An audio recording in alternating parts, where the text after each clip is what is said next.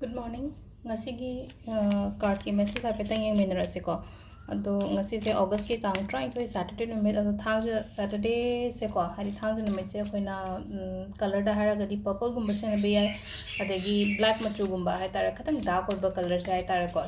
use to bi biya ko. Ado ahamada apagi card message yang minerase duga ai timing apaba haidera agi ko.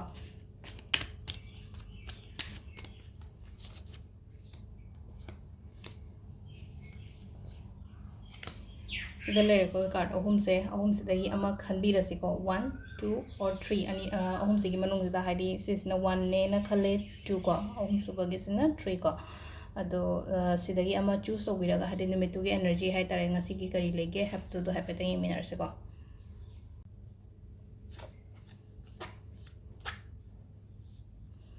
Koi first ko haidi energy se stable oi ko ngasi yona haraga di energy stable oi ba haraga di haidi ke noma tauge khot ke haina khalaga so haidi pot se akoi gi energy stable oi ba haraga di positive oi ba dune ba ado stable oi ba ni na haidi tawru ba thaba kumba da mongol pi ba maina kumba oi ko ani su ba sina the star and like ko star haraga di thom chak se phaida na ko mangan pi ke no tawe ado star se la ko matam da ko blessings phang ba hai tare ko ishor gi blessings phang ba duna haidi lightin khorma matam da so haidi aina ni jo ba sum ai ke no ma hai tare ko sida adi aina pame poto haidi university ni ba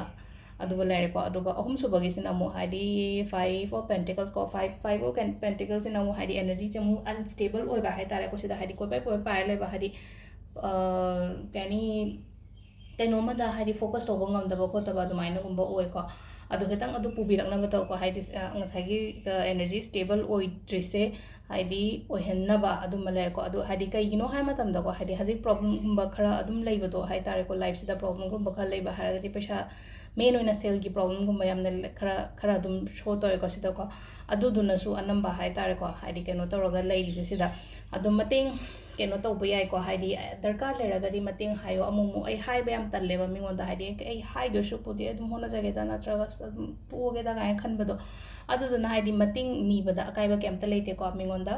aigi darkar leba matam da aina help ni bada kai sida help mingon dei lobby on have sida namu ko aduga akhoi gi timing afaba se ko ayuk ki pung 3 ka minute kun manga dagi na 9 ga minute 3 phawum lere dagi 38 ga minute 35 dagi na 3 ga minute 32 phawum lere ko adagi manga ga minute 58 dai na 3 ga minute 32 phawum lere adagi 9 ga minute 35 dagi na pung 12 ga minute 48 phawum lere adagi nungalam dagi na 3 ga minute kun manga dagi na 3 ga minute 49 phawum lere ko sisina akhoi afaba timing ado Saturday oi bani na ngasi se hadi cleansing toba khotpa yamna phai ko thangja numit sida cleansing toba phai adagi phattaba thoughts mayam ga leina ko hadi phattaba wakhan gari gra sugumba mayam se ko hadi che angoba malawro ko hadi black pen da loini thuena ko aina pamdaba pot mayam se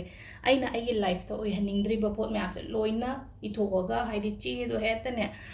kani ko singkup sana segaraga dustbin da langthoko ba hadi aina pamdaba pot ne ba aina ido mayam se hadi health nuai ta ba haira sine ko hakjang nuai tian hair hakjang nuai ta health issues na hair sine ko hadi letter oina ido su ga shukai de ko hagi hakjang nuai trese ko trese na traga hadi relationship fattaba khotaba adu ne harase adagi unlucky oiba khopa adumba mayam ko hadi sugumba se ko hadi negativity release to honba keno to honba sigi numit se yam phai ko adu dum lere adagi long karpur ga mai thado haiba se every Saturday gumba sisina imung du da hai daro ko phatau bi energy chang dana ba leiraga su chatkhina ba gi damak tani ko aduga iruzaba or natraga wai teba matam da su akoi gi rock salt gumba kai gumba use to bi ba hai tare ko haidi Saturday se haidi tau ko ya ba di me ama lai gre ko ado sida leire ko ngasi gi video se me thank you